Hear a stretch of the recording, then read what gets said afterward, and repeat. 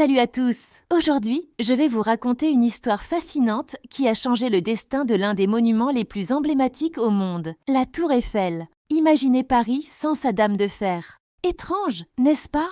Pourtant, c'est ce qui aurait pu arriver si l'histoire n'en avait pas décidé autrement. En fait, notre chère Tour Eiffel doit sa survie non pas à sa beauté légendaire, mais à la guerre. Eh oui, vous avez bien entendu. Remontons en 1889. La Tour Eiffel est construite pour l'exposition universelle censée être une structure temporaire. À l'époque, elle devait rester debout pendant seulement 20 ans. La concession accordée à Gustave Eiffel prenait fin en 1909 et après, la destruction pure et simple était prévue. Vous vous demandez peut-être pourquoi on voulait détruire ce qui est aujourd'hui le symbole de Paris? À l'époque, beaucoup d'intellectuels et d'artistes la trouvaient hideuse. Ils la qualifiaient de squelette disgracieux ou de chandelier géant. Un groupe d'artistes avait même publié une lettre de protestation dans le journal Le Temps, la décrivant comme une tour vraiment tragique. Mais voilà que la science et la technologie vont jouer un rôle crucial.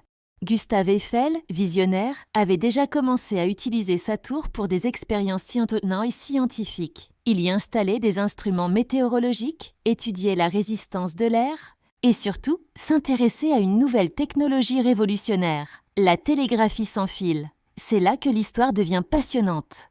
Avec l'arrivée de la radio et des communications sans fil, la tour s'est révélée être un atout stratégique majeur. Sa hauteur exceptionnelle en faisait une antenne naturelle parfaite. Les militaires ont vite compris son potentiel pour les communications à longue distance. En 1903, le capitaine Ferrier, pionnier de la radio militaire française, installe une station de transmission sans fil au sommet de la tour. Cette décision va s'avérer cruciale. Quand la Première Guerre mondiale éclate en 1914, la Tour Eiffel devient un centre névralgique pour les communications militaires. Savez-vous que c'est grâce à son antenne qu'on a pu intercepter des messages allemands cruciaux? La plus célèbre interception est celle du radiogramme de la Victoire en 1918, qui a permis de déjouer une offensive allemande majeure. La tour a même servi à brouiller les communications ennemies. C'est fascinant de penser que ce monument, initialement critiqué pour son esthétique, s'est révélé être un outil militaire indispensable. Son utilité stratégique a complètement éclipsé les débats sur son apparence. La guerre a transformé cette verrue parisienne en atout national. Aujourd'hui, la Tour Eiffel continue de servir d'antenne pour de nombreuses radios et télévisions.